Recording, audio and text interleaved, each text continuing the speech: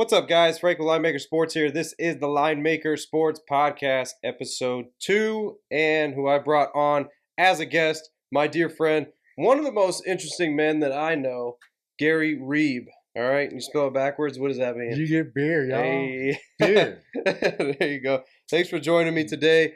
Guys, we're going to talk about, just a bunch of stuff. Gary's got a lot of interesting stories that he likes to share, and, we're going to talk about he used to live in Hawaii and stuff like that, and then him being out in Vegas. Also, we're going to talk about maybe a little bit of who a dark horse might be in the college basketball tournament coming up. We'll discuss and see what we think about that. So right off the bat, tell everybody a little bit about yourself, Gary. Well, at first, a shout out to UNLV women's basketball team. They seeded 13. They won the conference champion. They won the conference and the conference championship. They are playing Arizona. I believe they're playing Thursday. Yeah. Anyway, are they ranked? What seed are they? They're 13 seed. Yes, wow. And they're the only one from the Mountain West to make it. Disappointing, but listen, they got a good team. Anything can happen in the tournament. Go girls, man! They really hit it straight. UNLV basketball team, why they didn't make the NIT, I don't know. The last I heard, they weren't in it. They had a really good season considering what they had to put together. 10 brand new people on the team, all basically coming from the college portal. Kruger did a great job. Basketball players play with a lot of heart. They play with a lot of passion. So it's a little disappointing not seeing them getting the NIT. True. And at UNLV, I mean, the men's, they started out pretty good, too. They started out having a decent season. And then yeah, they did. They had to find their character. They had to find who they were, and they built some chemistry, and they played extremely hard. The game in the tournament, they could have went the other way against Boise State. I believe it was Boise. Yes. Okay, was it Boise State? Yeah, it was Boise State. Anyway, they played with a lot of passion. I mean, they could have easily went down 20, 25 points, but they stayed with it. Came back out. Bryce Hamilton. Bryce Harper? Wait a minute, Bryce Harper? He plays basketball. UNLV now. Anyway, Bryce Hamilton, incredible ball player. He plays with a lot of heart, plays with a lot of passion. You can tell he loves the players that he plays around with because they play with a lot of energy. Their defense stepped it up.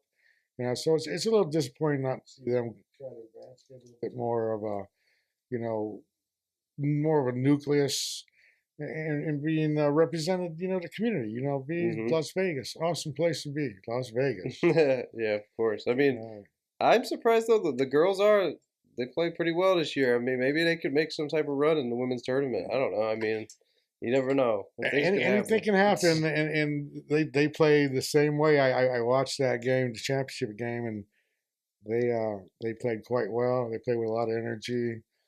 The coach, LaRoque, I hope I pronounced that right, was born and raised Las Vegas. Her father was, if I'm not mistaken, a coach at Durango, and has a lot to do with a lot of the NAIA tournaments and for high school, the major big tournaments they play here during Christmas vacations. He has his hands in that court, and if I'm not mistaken, I think he's also involved with the NBA Summer League here. So yeah, there's a lot of history right there. Yeah, it definitely is. So I mean, we'll see what happens with UNLV with the women, and see if every year I always try to wonder like, oh, maybe the UNLV basketball is gonna have a good year, and maybe they'll get back to like how in 1990 when they won the championship and stuff, but always seems to be disappointing. I mean, the last time I think the men's basketball was when Kruger was the coach, right? Men's basketball, they made it to the Sweet 16, right? It was Sweet 16. His son, who's coach right now, was the point guard of that team. Yeah, you're right. Yeah. You're right. That was the last time I remember really UNLV being relevant in the tournament, pretty much. And they made that Sweet 16, and I was like, oh wow, they were making some noise, and then they ended up getting bounced then, but. Yeah, that was the last time Kevin Kruger, I give him credit. You watch him on the sideline too. He's calm. That guy don't even sweat. And he's got all these guys playing with that energy. He did an incredible job, this year, and going forward, I hope they do quite well. They're recruiting well right now. They're just a couple players away. They'll build his program, his system, and I think he's going to run with it. Yeah. Mountain West Conference basketball is real good. It's really hard to win on the road in the Mountain West. Yeah, very true. Very true. And speaking of college ball, now you were born in what, Indiana, right? Yes. So, I was born in Milwaukee, but grew up in Indiana. There you go. You grew up in Indiana. So, Indiana boys, the Hoosiers, they're actually doing pretty decent this year too. They ended up making the tournament. It's tough to see where they're going to go now when it comes to going further. They're in that playing game with the Mountain West Conference team against Wyoming. If I'm not mistaken, they played very well down the stretch. They played well in the tourney. They play with a lot of heart, a lot of passion. Those good defensive teams, the teams that have that length and that athleticism. Yeah, they seem to put it on you. And Indiana, they kind of faltered near their end of the season, but through the tournament, they look sharp. They lost. What do you think about the playing games? Them adding the playing game. You think that's a good thing, or do you think it's like they should have just stayed with the way they had it, not these playing games? Because I personally don't understand. Like, let's say the 12 seeds when they have the play. I don't think a 12 seed deserves to have to be in a playing game. Like, I would think a 16 seed, needs to be in a playing game. Or 11 seed, as in 11 and 12 league. Yeah, like I don't think they have to. 16, yeah. Yeah, why should they have to have a play-in game and then get in? It's like for playing in to get into the tournament. On top of you have other 16 seeds that aren't in playing, So it's like I don't know. What do you think about like the playing aspect of it? I don't know how the numbers could work, but I would just add more teams. Yeah. Whatever it might be, but you're going to be scrutinized either way you look at it. You add more teams, it's just the next 4 in, the last 4 out. However they do that in the bracketology, someone's going to get shafted. Or someone's going to feel they got shafted. I felt this year, looking at the draw, that was pretty much solid. I don't think anybody got shafted or who was expected not to. The teams that are in are the teams that are in, and they deserve it. And they're there now. And yeah, true. And we were talking about dark horses right before this, and you said yours is you're thinking. I like Murray State. And they're 7th seed, I think, if I'm not mistaken. Yeah, they're 7th seed. They're playing 10th seed. They're the San Francisco Dons. Yeah. Yep. Yes. So, great backcourts. Both teams got great backcourts. Throw the threes. Live by the 3, you die by the 3. I know that's just the thing. Is like teams that are like that. I don't know what the over under is on that game. Teams that are like that and live by the 3, die by the 3. I mean, they get hot, they can beat anybody, but then they get cold. And they ain't gonna have a shot. That's the problem I have with those type of teams. But yeah, I mean, if I was thinking for this year as a dark horse, it's not really a dark horse when they're a 4 seed, I think. But I'm going UCLA to actually win the national championship. I'm thinking. Whoa. I think UCLA might run the table as a 4 seed. I don't know. I'm very impressed with UCLA for some reason. I do think that they have a shot. They could possibly run the experience. Table. They're coached well. I mean, anybody's game. I think it's wide open this year. Gonzaga made it always to finals last year. I think they're head above everybody else right now. Yeah, they're coached well. All fuse. I mean, Tommy Lloyd at Arizona, his protege, Leon. Excuse me. From Boise State. But anyway, coming off that Gonzaga tree, man, they're playing solid. They coached well. They play great defense, fundamentals. They play solid fundamentals. People don't understand how important that is. I'm interested to see how Duke plays, though. Duke being Coach K's last season. How are they going to send him off? Is he a little sentimental? Imagine if they sent him off winning the national championship. I wouldn't mind seeing that just because Coach K. I wish him well. He's only 2 wins away from winning 1,200 games. Wow! So if he gets 2 wins in this tournament, so obviously gets to the Sweet 16, he'll have 1,200 wins. 1,200 wins. Yeah, that's impressive for sure. I mean, they didn't show out for him when they played North Carolina. But no, I know. Hopefully they don't get bounced in the first round here. North Carolina's another team that's played quite well going in. Yeah, it's open. Hot teams right now, even like Iowa, they've won 9 out of 11 games. Hmm. Those teams with momentum going into the tournament. Yeah. Teams that I like that. See, And the thing is, like you're talking about Gonzaga. I always feel like Gonzaga kind of got has like an easy street. Like they're, it seems like that all the time. I just seem like It's they always coast to being a number one seed because of the division that they're playing in and the I conference can't that see they're anybody playing in in. their path. I see them easy to the final eight. You Yeah, know. like I always like who's the toughest team usually that they play, in the season is like St. Mary's or something like. Yeah, true, I mean, when true. are they ever playing But top a good tier thing is St. teams? Mary's beat them, and they know they have that feeling. They don't want that feeling. They No, know of that course. feeling. Yeah. They one more loss, especially from here on out. Of course, you lose, you're done. Hmm. So that might have been a good loss for them. Yeah. I I had a We'll couple see. people We'll brought see. up to me was where they were talking about how the West Coast offenses are so high scoring and like overpowering now that it's going to be who's going to be really the type of team that takes Comes on down to that defense. Yeah. fundamentals. How you do the fundamentals, or wherever you're getting trapped with, whatever defense they throw at you, Hmm. they can open it up. Yeah, because Spread I it think out. any team that can play solid defense, you have a shot at winning. Because if the team can't score, then you can't. They're not going to Yeah, win. you control the clock. Yeah, Get physical, pound them down. that's why I always used to like from recent years Virginia. Virginia was always a Slowly, team slow pace. Yeah, slow, dragged it out. There was no momentum ever in very on the other team. delicate undercuts all the time. Your passing lanes. Yep. They I mean, they kind of would. boring to Yeah, watch. exactly. They're so boring to watch because they would Yeah, just drag the game yeah. out, and like any team that had a high tempo offense would get so out of rhythm because it'd be like they're getting drained. Like there's no running at all. As soon as Virginia touched that ball, it was like everybody stop, run your sets, go through the whole shot clock. Go back again. Yep. Exactly. Yeah. Fight for their offensive board. Set it back up again. I know.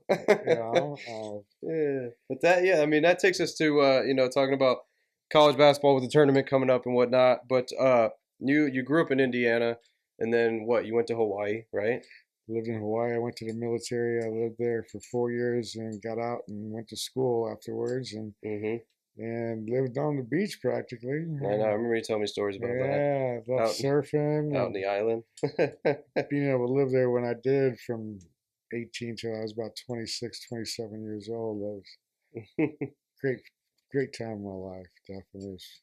Hawaii is a beautiful place. Yeah, definitely. I mean, I've been Beautiful. there plenty of times too, Yeah. and I love Hawaii. I'm That's why. always pulling for them when I see them.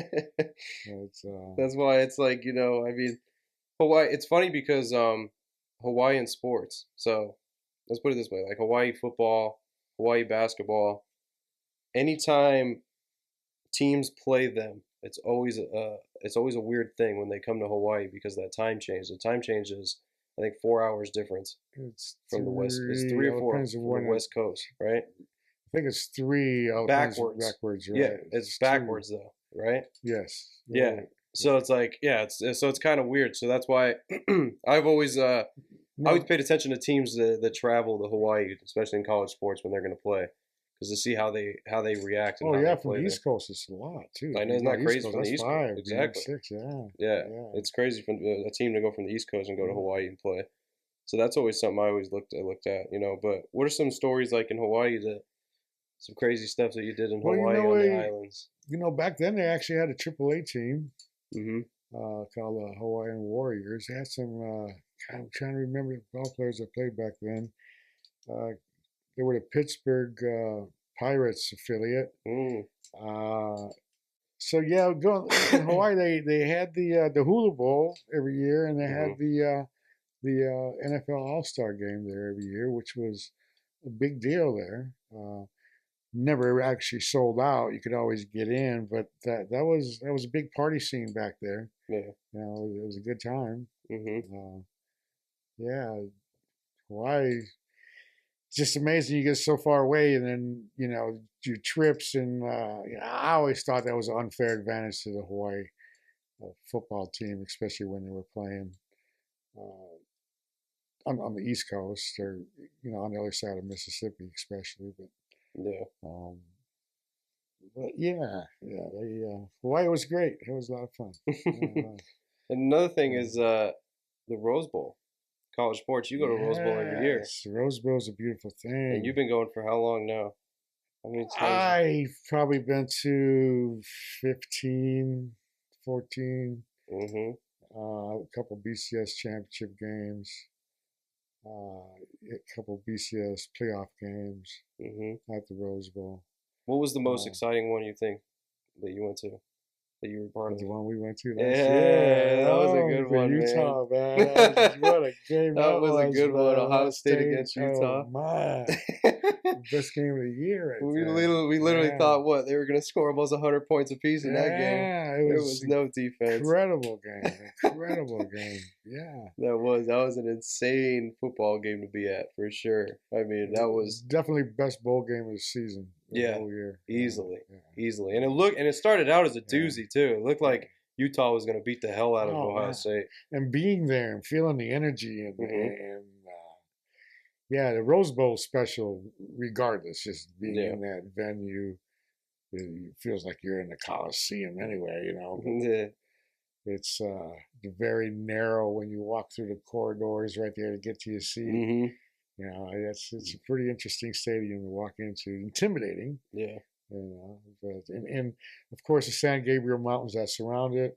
Mm-hmm. It's like in a little bowl down there. It's beautiful. It is a beautiful area. Beautiful. Definitely a beautiful area. Yeah, I mean, at that game though, just in particular, was crazy to be at. It really was because it was. I watched it on TV once we got back from going to it and watched it on TV and everything, and it was even more exciting on TV seeing like that we were actually there, so Yeah, being a part of that game because yeah. it was That just crazy. is It was like a heavyweight it, match where they were just going back and forth, big shot after big big shot after shot big after shot. big shot, and it was a chess game. Yep. Couple key injuries right there at the end. Man, you know, I mean, you kind of want to see that game go all the way to the end with the quarterback without him getting injured. But, Yeah, I know. you know, man, you just kind of want to see that guy follow that whole game through. Yep.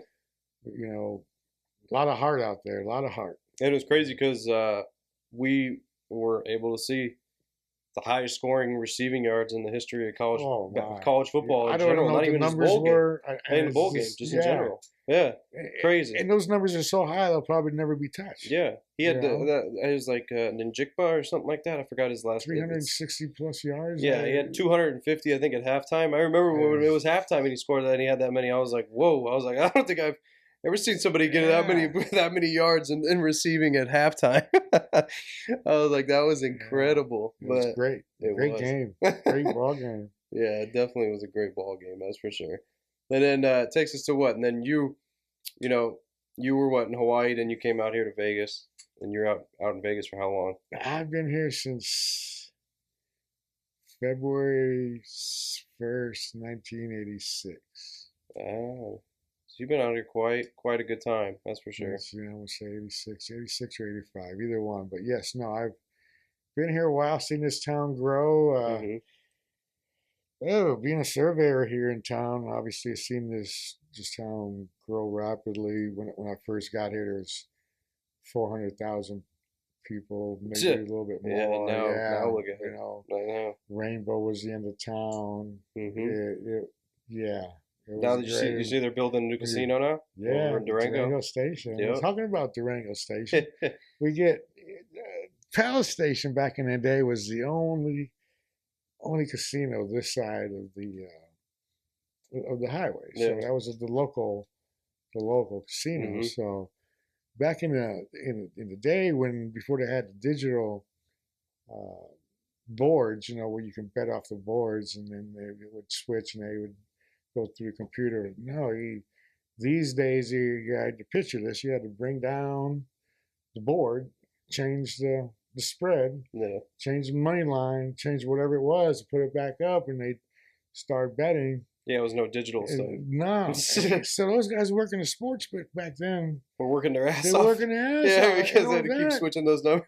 And doing the ponies. They would do the ponies. They had the ponies, the schedule all out ready, you know, but Yeah. it brings up a good story. This friend of mine, he bet on a horse and he didn't know what he was doing. You know, I mean, anyway, so this never forget the name of the horse was Fancy Oats. Fancy Oats. Fancy Oats. And this is 1986. I mean, this is anyway. So he had the second horse. You know, he had the 1B. So he has the 1A and the 1B horse. Yeah. Okay. So if you either horse wins, it's on your ticket, Yeah. right? So he thought he had the 1B, so he thought he had the second horse, which he didn't. He had the 1B horse. So back then, when the race was over, they would place a chip first, second, third next to who plays first, second, and third, of course. And then the chip went to the one horse on top. So he thought he had lost because it didn't go on the second spot. But yet it was 1A and 1B horse of the same ticket. Yeah. And he had won. So he had chucked his ticket, you know. But you got to understand, back then they just had nothing but these tickets all over the floor. They would just throw people just. You couldn't see the carpet anymore. By the end of the day, on these horse races, you couldn't see it. No. Yeah. So finally, he goes back in there and he's hands his knees, and about 5 minutes later, he found his ticket. Oh, it was a 32-1 ticket. He had $2 on it. He got $64. But that's a pretty good old school. Yeah, that's funny. Yeah, it was. So what? They used to just throw the tickets on the ground. Oh yeah, all over the place. Like all over the place. Who knows? You might have had a $2 too, whatever. Yeah, they just chucked them. Really? Yeah, they didn't. Have the courtessy of throwing it in the garbage. I mean, really, stations, casinos back then. I think it was even called Bingo Palace. Yeah. At the time. Wow. But yeah, interesting how sports books have come a long way. Yeah, I know. And speaking of that, the Circa, because you worked on the Circa, right? Yeah, I've worked on the Circa, but that was just on the ground level, getting it out of the ground. And then when I had the first couple levels going, then I was done with it. Once they cleared, actually, which was a hard part of the construction, was clearing the Fremont Street Experience, the canopy. Yeah, that was difficult. But after I got up there, then I ended up working on the MSG Sphere. That's almost done, right? That's another year and a half, maybe. That's going to be crazy when that thing's done, for sure. One heck of a structure there. Yeah, yes, that's going to be a cool thing to go to. So they're going to probably host concerts, I'm thinking, and that's just a venue for entertainment. Yeah, like they're supposed to turn the whole entire inside of it into. They can simulate anything in it.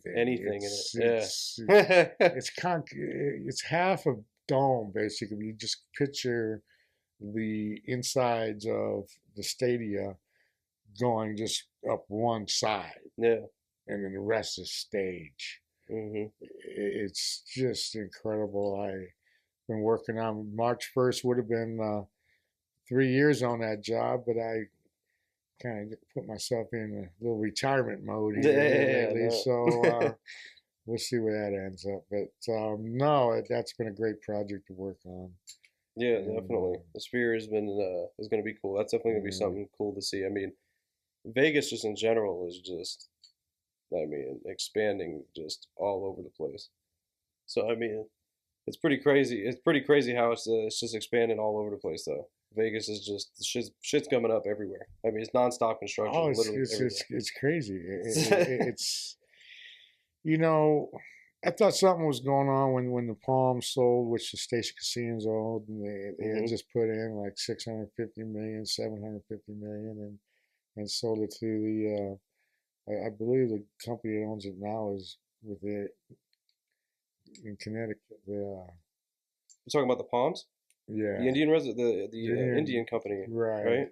Yeah, I think that's what it is. And I think they just said, well, hey, man, we'll just get dealing with this, and we're just going to start marching on with that Durango station. And that's exactly what happened. No, yeah. I won't say they got a monopoly out here, but that's, the growth and everything this way. I'm sure they did their feasibilities, understanding what's out this way. Yeah. And thinking it's that close to the Red Rock. Yeah, true. I don't think so. I think they're going to get there plenty. I think so too. Yeah, they're going to get a lot of people from the Southern Hills area coming out that way too. They want to go to South Point. But Yeah, that area over there is starting to get congested. Where that hotel's going to go up, it's going to be pretty It's gonna congested be over crazy. there. It's going to Yeah, be it congested is. in that area, that's for sure. Yeah, it But is. speaking on the casino topic, I'm definitely going to ask you to tell this story because you always bring it up. Is when you went that one night from bowling and turned what? You turned $200 or $300 from the bowling Oh into. my, believe me, They'll this like to hear that story. So tell them a little bit about that one. this doesn't happen often. Believe me, and this is one of kind gambling, and a true story. What we, of course, bowling night is hibernation or whatever you want to call it. We're getting drunk bowling night. So anyway, it was a very last day or last weekend of bowling. So we had sweepers and then wherever you fell, and we were second, I believe, in the league. So we won a couple $100. So I took that $200 and started playing at the. I think I started. I played in roulette, and I built that up to about 500, and then I started playing um, craps. Yeah. Now, don't know much about craps, and I was betting with the crap dealers, and I know a little bit about the pass line and this a little bit about the numbers, but I was doing well, and I was tipping the crap boys, the girls, and anyway, they were placing my bets for me, and I was winning big. So I'm toking them big. So of course they want to see me. So you win. had them just putting the bets that they were just Basically, moving the chips. they were right? telling me what to do, and they were moving chips around, and I was throwing chips. Like, I love it. Here's the table. We got a table right here. And I throw a chip right there for the boys. Right there. 2 on 1, 8, 12. You go ahead. For the boys. And I'm winning money. They're winning money. It's all good. And then we went to Pygao. My buddy calls it My Guy. Pygao, and I destroyed them on Pygao. And then I went to bet $5,000 on the red on the roulette, and I hit, and I wasn't touching my money. I wasn't touching my money. You wanted to let it ride. Yeah, I held the table up for a little bit, and they accepted my bet, and I hit, and there's 20,000 right there, plus whatever else I had in my pocket. I had all kinds of different colored chips, but other than that, they were all pink, which are $500, and there was a lot of them. That's funny. Yeah, it was a good bowling night. I know you can't beat that. What the hell? Everybody wanted to turn $200-300 into 20 grand. At that time, I was married too, and my old lady, she didn't take it like it to us. She called everybody. Well, I know I ain't seen Gary since last night bowling. Oh my, he could be anywhere. But anyway, everybody was all good after that. Paid off the IRS. And hey, there you go. Did all kinds of good stuff with that money. I ended up winning about said and done $37,000. Oh, nice.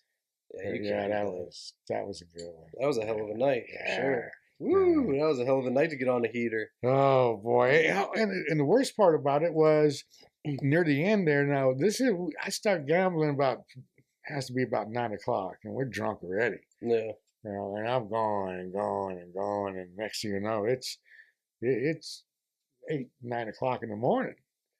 And I'm winning all kinds of money, of course, and I told the security, I told the guy, I said, listen, man, I'm fading hard, dude. You guys gotta get me a room, and a few minutes later they had a room, escorted me up to a room. Yep. With all my They chips. got no problem with that when you're spending money, you're just putting down fucking $5,000 hands. Yeah. they don't give a shit. They were more than happy to get me a room. So anyway, so when I get up later on in that afternoon, I mean, I'm thinking this about 8, 9 o'clock in the morning. I get up about 4 or 5. Of course, I had to deal with the old lady now.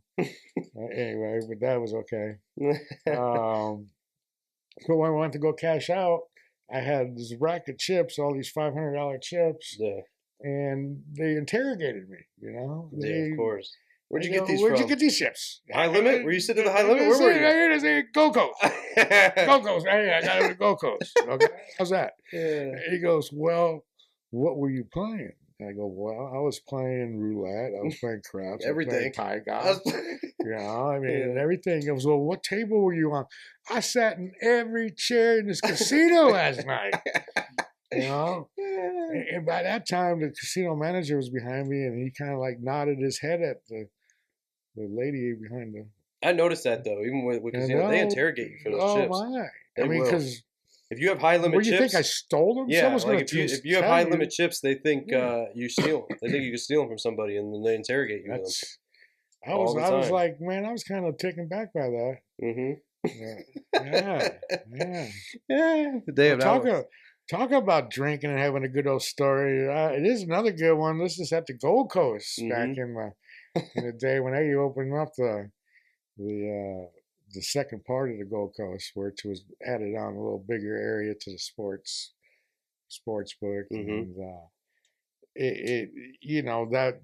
Hence, again, I was telling you about the Palace Station and Bingo Palace. That was the only casino, west of the highway, which was basically a local casino. So when they built the Gold Coast, pulled in a lot of local people on the west side. Yeah. And we used to hang out down there.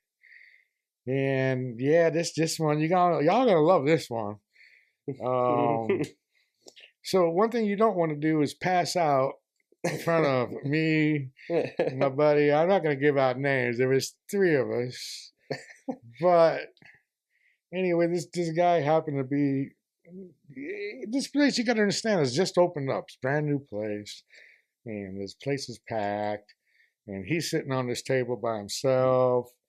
And he's passed out, head on his arms on this table, just passed out. So what we started to do, we took all our beer cans and we put them in front of him. And we made a big pyramid in front of him. He has no idea what's going on. Yeah, while the guy was passed out. Oh, yeah, he's passed out. He's passed out. So I don't know. I mean, we had quite a few beer cans there, but excuse me. So anyway, a friend of mine, he could take these long stem, like, straws, and they had these red coasters, not really coasters, but paper coasters, napkins. Yeah. And he can make this rose, and it looked like a long stem rose, So we started putting it in the guy's hair. It was great, man. It was awesome. We decorated this guy pretty good. The whole time, security is watching us. Yeah. They're just laughing their ass off. People are giving us their beers, around us. They want to put more beer cans up, man. So finally, security had to go wake him up and get tapped on his shoulder. And everything went flying. Oh, there go all the beer cans. I mean, this guy looked like the proud peacock by the time we got down with him. He had that stuff all in his hair. That's funny. Yeah, so the moral of the story, back in the day, you didn't want to pass out in front of us because we'd decorate you. We'd certainly decorate you. That's funny. Yes, indeed. Definitely some classic Vegas stories from the old days. You could get by with them back then too. That's the whole thing. Yeah, now you couldn't. Now you end up in jail or something. Yeah, you wouldn't even get one rose in there. Oh, no. They put you in handcuffs, that's for sure. Well, Gary, I appreciate you jumping on here and telling the world all your Vegas stories that you had. Your outlook on college sports too, and how everything was when you were bringing up, and you were in Hawaii and Indiana and everything.